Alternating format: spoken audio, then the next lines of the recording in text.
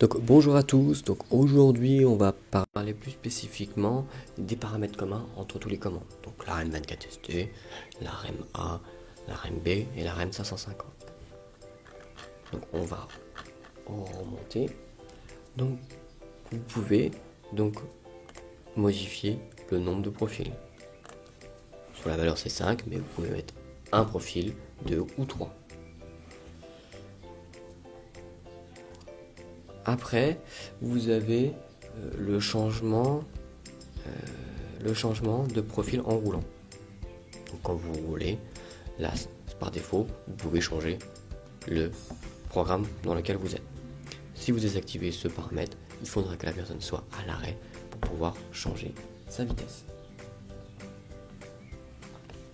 Après, vous avez la boucle de profil. Si ce paramètre est réglé sur 8, vous allez donc vers le haut de 5 à 1.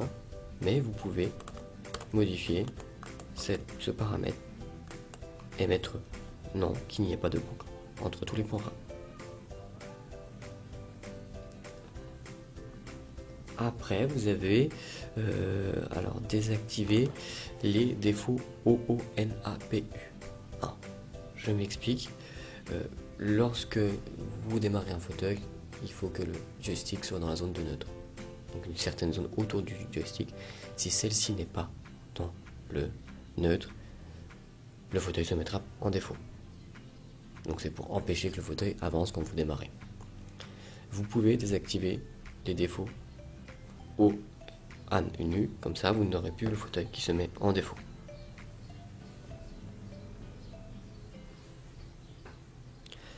Après vous avez profil au démarrage. Le profil au démarrage, soit là, par défaut, il est mis sur dernier profil utilisé. Donc par exemple, si vous arrêtez sous le profil 5, vous éteignez le fauteuil. Si vous redémarrez le fauteuil, celui-ci sera toujours sur la vitesse 5. Après, vous avez aussi l'autorisation de verrouillage du fauteuil. Sur un fauteuil, on peut le verrouiller pour pas qu'il soit utilisé par une autre personne. Il est autorisé, il est par défaut sur 8, mais vous pouvez le désactiver.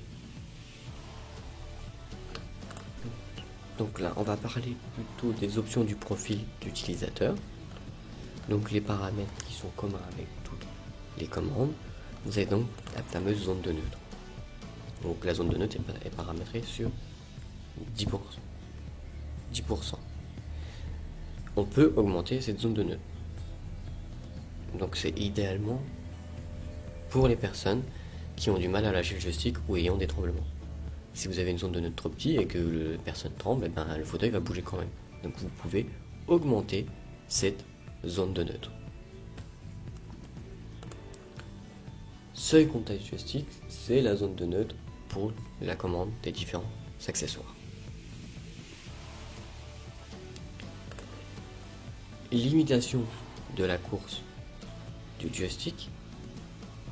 Donc elle va limiter la vitesse en virage en fonction de la vitesse avant. Donc ça simplifie l'utilisation du joystick. L'amplitude du joystick, elle est intéressante pour les personnes qui ont peu de possibilités motrices. Donc par défaut, elle est à 100%. Donc du coup, quand le joystick a atteint la butée, il est au maximum de sa vitesse. On peut réduire cette course, donc du coup, par exemple, dire à moitié de sa son avancée maximale, le fauteuil aura quand même sa vitesse maximum. Donc c'est bien pour les personnes qui ont peu de possibilités motrices.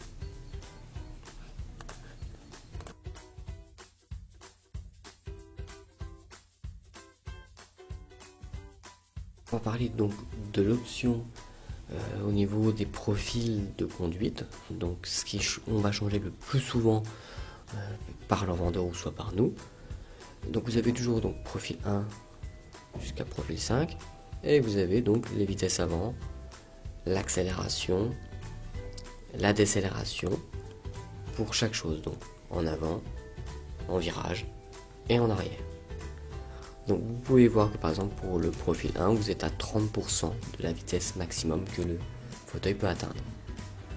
Donc par exemple pour un 6 km/h, pour la vitesse 5 vous êtes à 6 km/h maximum. que sur le profil 2, vous allez dire, au profil 2, tu n'iras pas à plus de 50% de la vitesse maximum du fauteuil. L'accélération, c'est l'accélération avant, c'est le temps que le fauteuil va mettre pour atteindre la vitesse qu'on lui a autorisée dans le profil. Là, c'est en pourcentage. Donc du coup, plus vous augmentez, plus le fauteuil va atteindre très vite la vitesse que vous l'avez autorisée. Après la décélération, c'est aussi en pourcentage. Donc par exemple, quand vous êtes à 15%, c'est un arrêt très lent, et 100%, c'est presque un arrêt instantané. Il faut éviter de modifier cette chose, parce que vous allez quand même avoir un temps de latence entre la demande de décélération et la décélération complète du fauteuil, donc l'arrêt complet du fauteuil.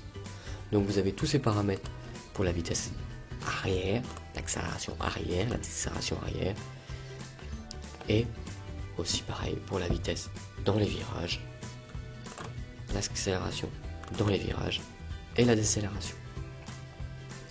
Vous avez l'amortissement virage ou l'amortissement vitesse. Donc lorsque le fauteuil atteint sa vitesse cible en accélération-décélération, le taux d'accélération-décélération est progressivement réduit jusqu'à 0, ce qu'on appelle l'amortissement. Ça évite un changement d'accélération-décélération une fois que vous avez atteint la vitesse maximum. Donc quand vous avez 0, il n'y a aucune incidence. Quand 100, c'est qu'il y a un amortissement maximal. Donc c'est destiné à des patients qui ont des tremblements. Ça permet d'éviter de pouvoir avancer ou reculer. Voilà, ça permet quand même d'amortir. Donc là, j'ai parlé des paramètres qui sont les plus importants pour nous. Il y a plein d'autres paramètres à faire, à modifier, les V1, plein d'autres petites choses.